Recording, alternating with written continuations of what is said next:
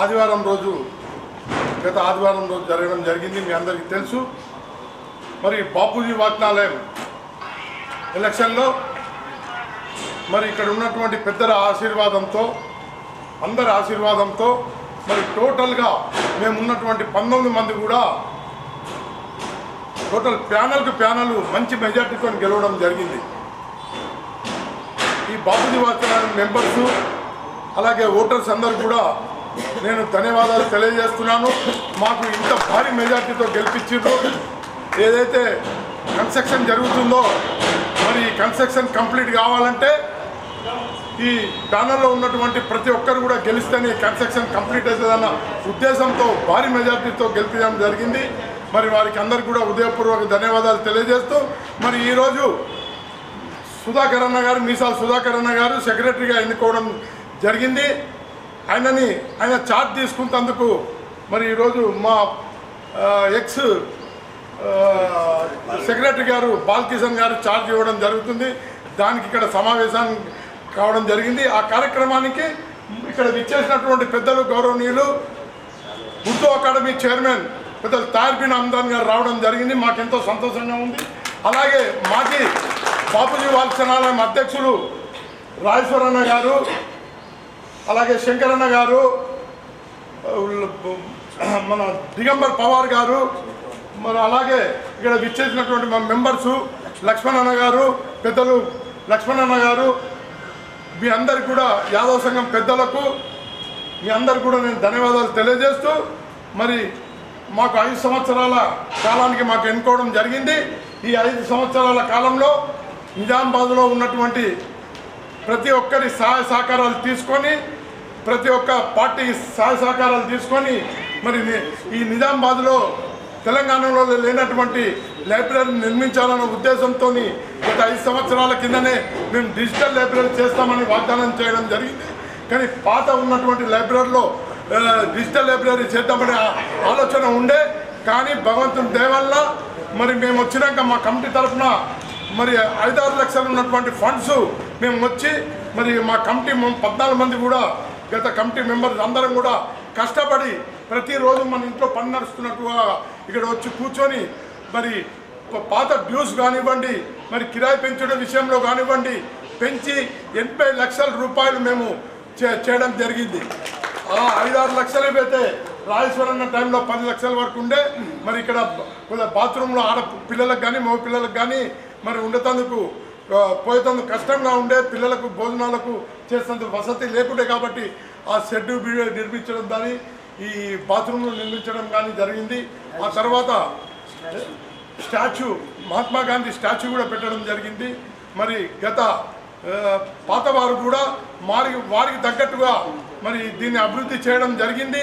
మరి అంతకుముందు 70-80 సంవత్సరాల కింద మన freedom fighters, Nizamabad freedom fighters మరి రుక్మారెడ్డి గారు మరి ఈ లైబ్రరీని 1 ఎకరం 14 గుంటలు ఏదైతే ఉందో సిటీ సెంటర్లో దీన్ని మరి ఒక లైబ్రరీ నిర్మించాలన్న ఉద్దేశంతో 60-70 సంవత్సరాల కింద ఆలోచించి ఈ లైబ్రరీ నిర్మించడం జరిగింది.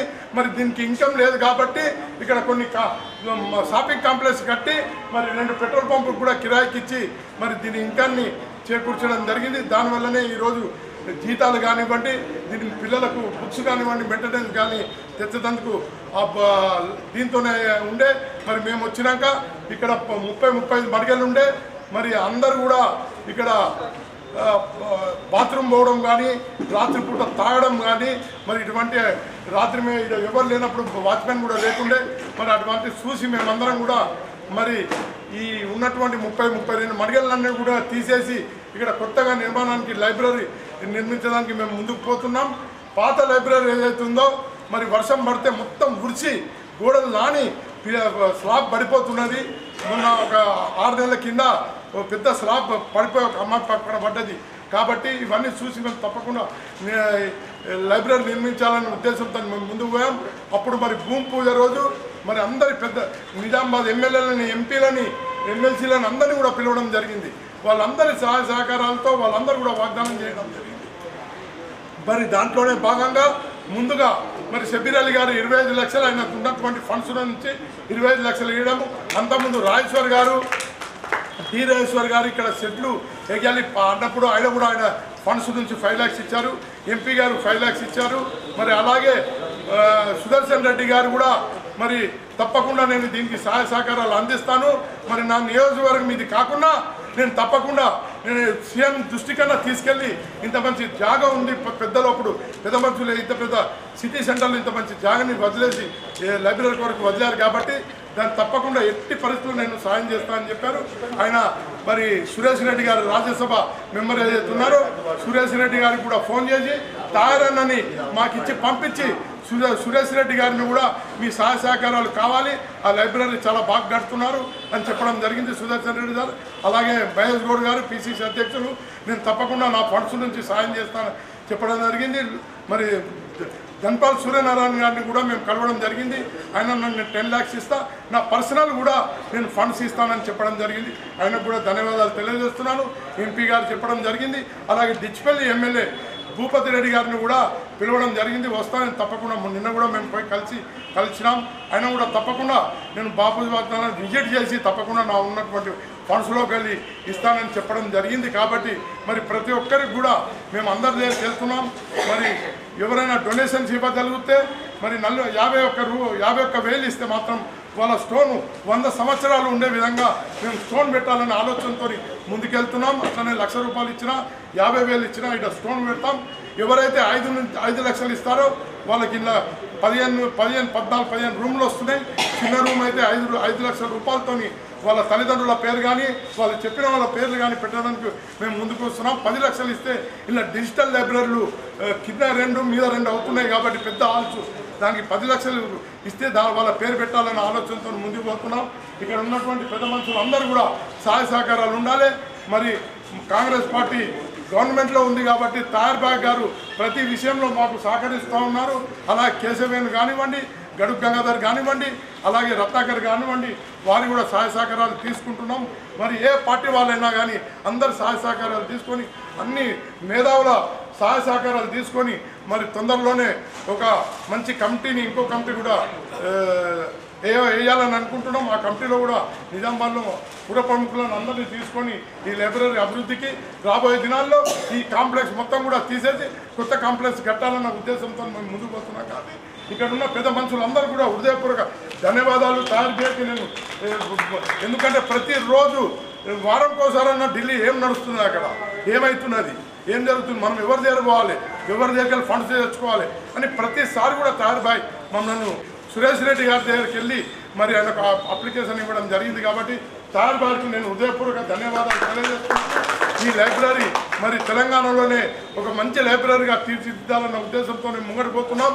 మరి సిరిసిల్లలో మరి కేటీఆర్ గారు ఉన్నటువంటి నియోజకవర్గంలో ఉన్నటువంటి మంచి లైబ్రరీ ఉందని తెలుస్తున్నాం. ఆ లైబ్రరీని కూడా మేమందరం కూడా విజిట్ చేయాలని అనుకుంటున్నాం. తప్పకుండా దాన్ని విజిట్ చేసి దాని ఫొటోస్ కూడా తీసుకొచ్చి మా ఇంజనీర్ గారికి చెప్పి ఆ విధంగా చేయాలనే ఉద్దేశంతో ముంగడబోతున్నాం.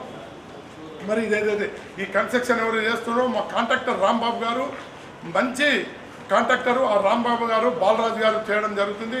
మరి మా ఇంజనీర్ ఎవరైతే ఉన్నారో పాలిటెక్నిక్ ఇంజనీర్ ప్రకాశ్రావు గారు నిజాంపేట ఇంజనీర్ సిస్టమేటిక్గా వెళ్తూ ఉన్నారు. ఇది ఏదైతే ఉన్నదో 52 ఫీట్లు నన్నిట్లో పిల్లర్ లేకుండా ఇది టెక్నికల్గా హైదరాబాద్ నుంచి వచ్చి టెక్నికల్గా ఇంత పెద్ద బీమ్ వేసి చేయడం జరిగింది. అన్న మా దగ్గర ప్రకాశ్రావు గారికి చెప్పడం జరిగింది, మా దగ్గర పైసలు లేవు, మరి ఉన్నాయి 80 లక్షలు, మరి కష్టం అంటే మీరు ఈరోజు సంగతి చూసుకోకండి, తప్పకుండా మీరు అందరి దగ్గర తిరగండి, పైసలు వస్తాయి. ఫ్యూచర్లో దీన్ని మీరు 7-8 అంతస్తులు పోయేందుకు ఆస్కారం ఉంటుంది. కాబట్టి మీరు ఇప్పుడు భయపడి కింది దాన్ని వీక్గా కట్టుకుంటే 2 అంతస్తులో 3 అంతస్తులో కడితే మరి ఫ్యూచర్లో మీకు ప్రాబ్లం అవుతుంది. కాబట్టి మీరు అవన్నీ ఆలోచించకండి, తప్పకుండా కిందికెళ్ళి స్ట్రాంగ్ పొజిషన్లో తీసుకెళ్ళండి అని చెప్పడం జరిగింది. మేమందరూ కూడా ఆ రోజు తీర్మానం చేసి తప్పకుండా మంచి స్ట్రాంగ్గా తీసుకెళ్తామని చెప్పడం జరిగింది. మా కమిటీ మెంబర్స్ అందరూ కూడా మరి సెక్రటరీ గారు కానివ్వండి, సుధాకర్ కానీ 14 మంది కూడా యాక్టివ్గా పనిచేస్తూ 5 సంవత్సరాలు పనిచేసినందుకు అందులో 5-6 ఈసారి మేము ఏజ్ అయిపోయింది, లేకపోతే మేము ఇక్కడ ఉండలేము కాబట్టి మేము కాంటాక్ట్ చేయమని చెప్పింది. కాబట్టి వాళ్ళకు కూడా నేను ధన్యవాదాలు. వాళ్ళ సహాయ సహకారాలు కూడా మాకుంటే ఎలక్షన్లో గెలిచేదానికి వాళ్ళ సహాయ సహకారాలు ఉంటున్నాయి. కాబట్టి ఇప్పుడు మా సుధాకర్ అన్న గారు సెక్రటరీ గారు, మా బాలకిషన్ గారు మాజీ సెక్రటరీ గారు, ఛార్జ్ ఇస్తారు కాబట్టి అంతకుముందు లక్ష్మణన్న గారు యాదవ్ సంఘం వాళ్ళు మరి సుధాకర్ అన్న గారిని సన్మానం చేస్తానికి వచ్చారు కాబట్టి అలాగే ఇక్కడ ఉన్న వారికి సన్మానం చేద్దామని వచ్చారు. యాక్చువల్గా అక్కడికి వచ్చిండు సుధాకర్ అన్న అన్ని అటే పిలుచుకొని పాత ఆయన ఇది కాబట్టి తెలుసు కాబట్టి కొన్ని విషయాలు చెప్తానన్నారు కాబట్టి లక్ష్మణన్న మాట్లాడారు. ఉద్యోగ అకాడమీ చైర్మన్ ఐఎఫ్బి నందన్ గారు, మాస్టర్ శంకర్ గారు, సుధాకర్ గారు, దేవదాస్ ప్రసాద్ గారు, తెలిసినంత వరకు 90 ఏళ్ల చరిత్ర కలిగిన ఈ బాపూజీ వచనాలయం రుక్మారెడ్డి స్వతంత్ర సమరయోధులు మన నిజామాబాద్ కా షాన్ అని చెప్పుకోవచ్చు. ఆయన ప్రదానం చేసిన ఈ భూమిలో బాపూజీ వచనాలయం నిర్మించి అప్పటి నుంచి ఒక క్రమ పద్ధతిగా నడుస్తున్న అన్ని కమిటీలు నేను చూసినంత వరకు 1960లో నేను ఇక్కడ పాఠకుని వచ్చి మేము స్కూల్లో చదువుతున్నప్పుడు వచ్చి ఒక అరగంట పుస్తకాలు తీసుకొని ఆ పుస్తకం చదివి మళ్ళీ జాగ్రత్తగా ఇస్తుంది.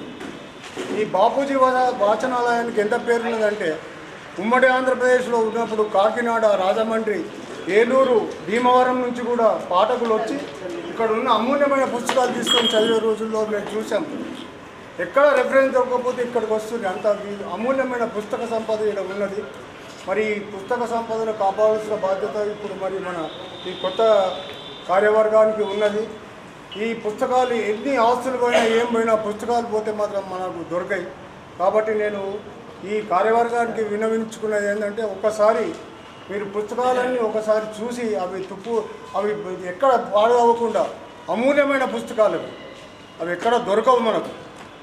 మళ్ళీ ఇప్పుడు అంతా కంప్యూటర్ యుగం వచ్చింది, అందరూ ఆన్లైన్లో నెట్లో కొట్టుకొని చూసుకుంటున్నారు, కానీ అది ప్రయోజనం లేదు.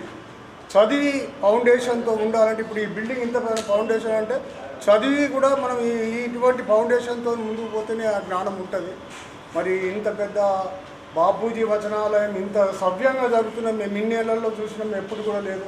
మరి కొంతమంది స్వార్థపరులు పని కట్టుకొని ఏదేదో మాట్లాడుతున్నారు, అది అర్థరహితమైన మాటలు. దాన్ని పట్టించుకోకుండా ఇప్పుడున్న కార్యవర్గము మరి ప్రజాహితంగా మరి పాఠకుల హితంగా అన్ని విధాల పనిచేస్తారని మాకు పూర్తి నమ్మకం ఉన్నది.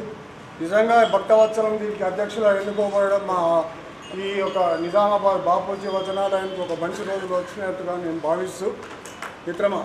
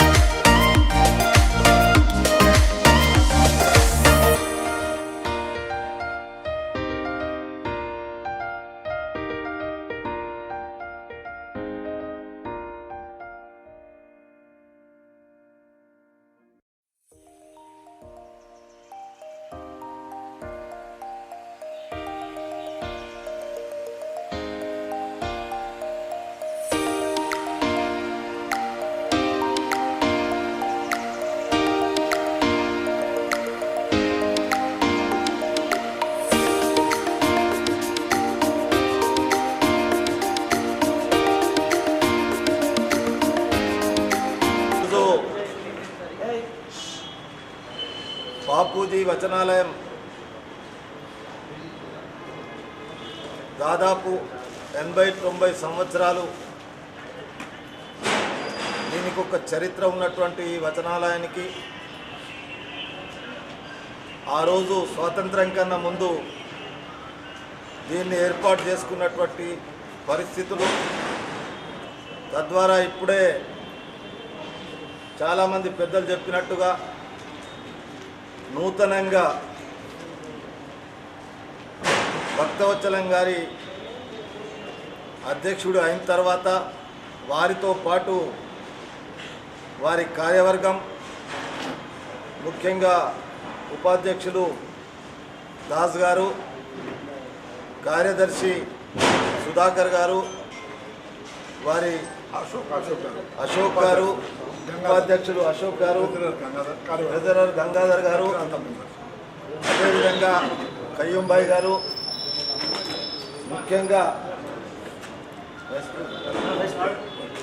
వారు హనుమాన్లు గారు మెంబర్గా, అశోక్ గారు ఉపాధ్యక్షులుగా, దాసన్న ఉపాధ్యక్షులుగా, మాజీ కార్యదర్శి అనేక సంవత్సరాలు ఈ బాపూజీ వచనాలయానికి సేవలు అందించినటువంటి బాలకిషన్ అన్న గారు, మా అన్న బంటు రాజేశ్వర్ గారు దాదాపు 10-15 సంవత్సరాలు దీనికి అధ్యక్షుడిగా ఉండి బాపూజీ వచనాలయంలో ఉన్నటువంటి అన్ని విషయాలు తెలిసిన వ్యక్తిగా, మా తమ్ముడు సతీష్ పవార్ గారి సోదరుడు దిగంబర్ పటేల్ గారు, దిగంబర్ పవార్ గారు, అదేవిధంగా శంకరప్ప గారు, శేఖర్ గౌడ్ గారు ఎక్కడ, శేఖర్ గౌడ్ గారు నా కొడుకు వాడు అంటే యాదవ సంఘం లక్ష్మణన్న గారి నాయకత్వాన వచ్చినటువంటి మిత్రులు, స్నేహితులారా, చాలా సంతోషం. బాపూజీ వచనాలయానికి నూతన కార్యవర్గం ఏర్పడ్డ తర్వాత నేను చూస్తూ ఉన్నా భక్తవత్సలం గారికి ఉన్నటువంటి ఆలోచన, కార్యనిర్వహణ, ఈ బాపూజీ వచనాలయాన్ని ఏ విధంగానైనా ఈ రాష్ట్రంలో ప్రముఖ స్థానంలో ఉంచాలనేటటువంటి తపన, దానికి తోడుగా నిరంతర కృషి, ఆయన పార్టీలకు అతీతంగా దీని కొరకు మనం ఏ విధంగా సహాయ సహకారాలు ఎవరితో తీసుకుంటే బాగుంటుంది అనేటటువంటి ఆలోచనతో ఈ జిల్లాలో ఉన్నటువంటి రాజకీయ ప్రముఖులను, ముఖ్యంగా సుదర్శన్ రెడ్డి గారు, మహేష్ కుమార్ గౌడ్ గారు, షబ్బీర్ అలీ గారు, స్థానిక శాసనసభ్యులు ధన్పాల్ సూర్యనారాయణ గారు, అందరి దగ్గరికి వెళ్ళి దీని పరిస్థితిని వివరిస్తూ దీనికి మీ వంతు సహాయ సహకారాలను అందించాలనేటువంటి విషయాన్ని ప్రతిరోజు ఆయన తపన పడుతూ ఉన్నారు. ఆయనతో పాటు ఒక స్నేహితుడిగా, ఒక మిత్రుడిగా, మా వంతు బాధ్యతగా మేము కూడా వారిని తీసుకెళ్ళి పరిచయం చేయడం, ఈ యొక్క స్ట్రక్చర్ను నిలబెట్టడానికి చేస్తున్నటువంటి కృషిలో మేమందరం సహకరిస్తున్నాం. కానీ ఇది చాలా పెద్ద భారం. ఒకసారి ఇట్లా చూస్తే భయమవుతుంది. అబ్బా, ఎంత పెద్ద భారాన్ని మోస్తున్నటువంటి కార్యవర్గం, ఇప్పుడు నూతన కార్యవర్గం మీరు అనుకున్నట్టుగా ఎంత తొందర చేయాలన్నా చాలా డబ్బుతో కూడుకున్నటువంటి అంశం ఇది. అందుకొరకే మీరు భయపడవలసినటువంటి అవసరం లేదు. మీ వెంబట నిజామాబాద్ జిల్లా రాజకీయ నాయకులందరూ ఉంటారనేటువంటి విశ్వాసం మాత్రం. అయితే దీని చరిత్ర 80-90 సంవత్సరాల క్రితం ఎప్పుడైతే తారీఖ్ అన్సారీ గారి తండ్రి మొట్టమొదటి బాపూజీ వచనాలయ చైర్మన్, దానికి సెక్రటరీగా రుక్మారెడ్డి గారు దాదాపు 30-40 సంవత్సరాలు సెక్రటరీగా వ్యవహరించినటువంటి విషయం. దానికి కీర్తిశేషులు కిషన్ దాస్ మాజీ ఎమ్మెల్యే గారు, అదేవిధంగా మాజీ పార్లమెంట్ సభ్యులు ఎం నారాయణ రెడ్డి గారు, ఈ పట్టణంలో ఉన్నటువంటి ప్రముఖులతో పాటు అప్పటి మున్సిపల్ చైర్మన్గా ఉన్నటువంటి కేవి గంగాధర్ గారు, చాలామందికి తెలియకపోవచ్చు, ఆయన తర్వాత ఎమ్మెల్యేగా కూడా దీన్ని కాపాడడానికి, దీన్ని అభివృద్ధి చేయడానికి చేసినటువంటి కృషి, నేను ఒక చిన్న పిల్లగాడిగా కాంగ్రెస్ పార్టీలో కార్యకర్తగా వాళ్ళు వెంబడి తిరిగి తెలుసుకున్నటువంటి 2-3 విషయాలు. ఈ పట్టణంలో ఉన్నటువంటి ప్రముఖులు కూడా చాలామంది దీనికి సహకరించినటువంటి విషయం. కాకుండా ఈ నిర్మాణంలో రాజకీయ ప్రముఖులతో పాటు, పుర ప్రముఖులతో పాటు మనం అవసరం అనుకొని ముఖ్యమంత్రి గారి దృష్టికి తీసుకొస్తే దీన్ని పూర్తి చేసుకుంటామనేటువంటి విశ్వాసం నాకు ఉంది.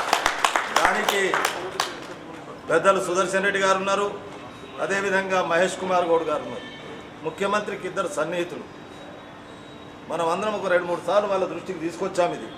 కానీ దృష్టికి తీసుకురావడమే కాదు, మనం కలిసినా కూర్చున్నా మాట్లాడినా ఈ అంశాన్ని మనమందరం మీ కార్యవర్గంతో పాటు మేము కూడా వారి దృష్టికి తీసుకొస్తామనేటువంటి విషయాన్ని తెలియజేస్తూ మనం భయపడవలసినటువంటి అవసరం లేదు. దీన్ని మొదలుపెట్టాం, పూర్తి చేస్తామనేటువంటి విశ్వాసం తప్పకుండా మనకుంది. అదేవిధంగా నూతనంగా సెక్రటరీగా మీసాల సుధాకర్ రావు గారు, వారి గురించి అయితే నేను చెప్పవలసినటువంటి అవసరం లేదు. ఇక్కడ ఉన్న వాళ్ళకి మననే శాసిస్తాడు వాడు, మనం ఆయన చెప్పవలసినటువంటి అవసరం లేదు. కానీ మన అందరి సహకారం కావాలి. ఇప్పుడు అనుభవం ఉన్నటువంటి రాజేశ్వర్ గారు కానీ, అదేవిధంగా బాలకృష్ణ అన్న కానీ, మీరు దగ్గరే ఉన్నారు, లక్ష్మీపుత్రుడు మా దాసన్న కానీ, ప్రతిదీ కూడా సహకరిస్తే తప్పకుండా దీన్ని పూర్తి చేస్తామనేటువంటి విశ్వాసం ఉంది. అన్నిటికన్నా గొప్ప ఈ బాపూజీ వచనాలయం యొక్క చరిత్ర, దీంట్లో ఉన్నటువంటి పుస్తకాలు, ఇక్కడికి వచ్చే చదివేటటువంటి చదువు పట్ల శ్రద్ధ ఉండి ఏదైతే పరీక్షలకు, పోటీ పరీక్షలకు ఎవరైతే వాళ్ళు ఇందులో పాలు పంచుకుంటున్నారో వాళ్ళకు అసౌకర్యం కలగకుండా శాశ్వతంగా ఈ లైబ్రరీ ఉండే విధంగా నిజామాబాద్ నగర చరిత్రను ఎప్పుడు కూడా శాశ్వతంగా ఉంచే విధంగా మనం అందరం కలిసికట్టుగా పనిచేద్దామనేటువంటి విషయాన్ని తెలియజేస్తూ మరి ఒకసారి నూతన కార్యవర్గానికి శుభాకాంక్షలు తెలియజేస్తూ సెక్రటరీ గారు ఛార్జ్ తీసుకున్నటువంటి సందర్భం లోపల నన్ను ఆహ్వానించి మీరు నాకు ఈ విధంగా గౌరవం ఇచ్చినందుకు ముఖ్యంగా అధ్యక్షుల వారికి, వాళ్ళ కార్యవర్గానికి, ఇక్కడ ఉన్నటువంటి స్నేహితులకు నమస్కారం చేస్తూ కమిటీ సభ్యులందరికీ అందరూ ఆత్మీయులే, ఎవరు కొత్త లేరు, అందరూ ఆత్మీయులే. అందరూ కూడా మంచి ఏదో తమ విషయాలలో నిష్ణాతులైన వాళ్ళు ఉన్నారు. వాళ్ళందరి ద్వారా ఇంతవరకు మేము ఏదైతే డెవలప్మెంట్ చేసినామో ఆ డెవలప్మెంట్ ఇక మధ్యలో కంటిన్యూ ఉంటుంది. మాకు గర్వకారణం ఏంటంటే ఇట్టి బాగా పురాతనమైన చరిత్ర గల బాపూజీ వచనాల ద్వారా ఇప్పటి వరకు దాదాపు ఒక విషయం చెప్పడానికి గర్వపడుతున్నాను. ఏంటంటే 400 మంది వరకు కూడా ఉద్యోగాలు పొందిన వాళ్ళు ఉన్నారు ఇక్కడ చదువుకొని. ఇక్కడ ఫస్ట్ ప్రిఫరెన్స్ ఇక్కడ, ఎందుకంటే మనం అడగంగానే పిల్లలకు పుస్తకాలు వెంటనే ఇచ్చిస్తున్నాం, ఎవరిని అడగాల్సిన అవసరం లేదు. ఒక కమిటీని పెట్టుకున్నాం, ఆ కమిటీలో ప్రధానంగా నేను కూడా ఉండి, మా మిత్రుడు ప్రతాప్ రుద్ర గారు బాగా సహకారం ఉంది. వాడికి అందరూ అడిగి ఎప్పటికప్పుడు పుస్తకాలు తెప్పించి ఇస్తున్నాము. ఒకటే వాళ్ళు చెప్పినట్టయితే పుస్తకం వచ్చేస్తుంది, దొరకకపోతే ఆన్లైన్ ద్వారా తెప్పిస్తున్నాం. ఇది ఇంతవరకు చేస్తాము. ఇక ముందు కూడా అభివృద్ధి పథంలో ఈ కార్యక్రమం ఉంటుందని చెప్పి ఆశిస్తున్నా. నేను చాలా కాలంగా నేను సెక్రటరీగా పనిచేసిన, ఈసీ మెంబర్గా వచ్చిన, ఈసీ కార్యవర్గ ప్రధాన కార్యదర్శిగా చాలా సంవత్సరాలు పనిచేసిన.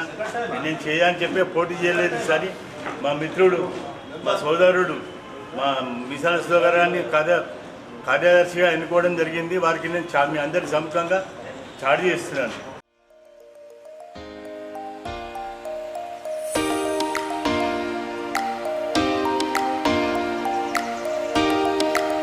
చేసినప్పుడు ఆ టైం వరకు ఉద్యోగాలు పొందిన వాళ్ళకి ఎంక్వైరీ చేస్తే దాదాపు 180 నుంచి 200 మంది పేర్లు వచ్చినాయి.